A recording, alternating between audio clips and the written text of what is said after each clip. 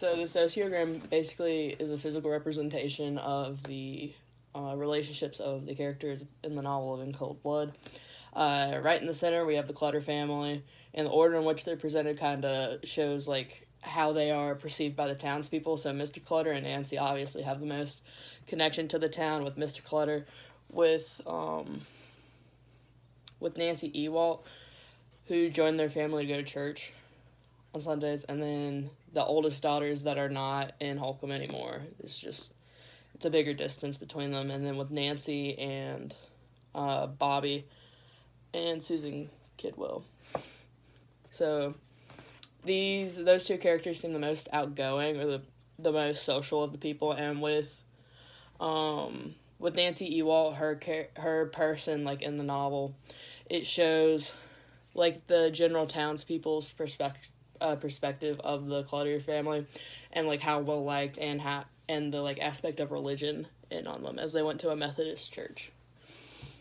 And so while it's not super, they're close, but they're not like super distanced, and it's just like the main connection of the Clutters to religion, and like it associates them like in like the town, and like the importance that they held for all the townspeople.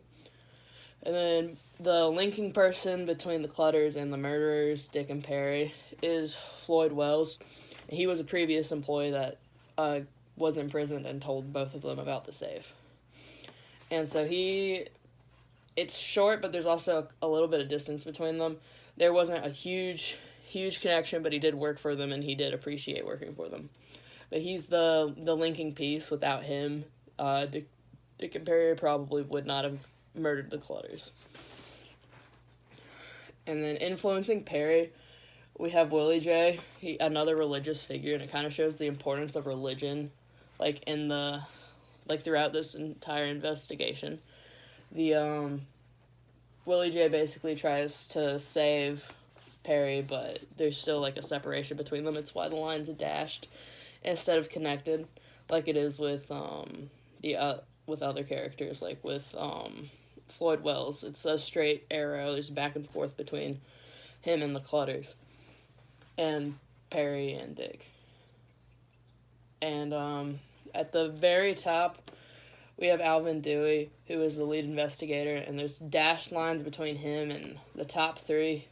He personally wasn't really connected with the Clutters, but as he was overseeing the investigation, he kind of had to become involved with all of these people.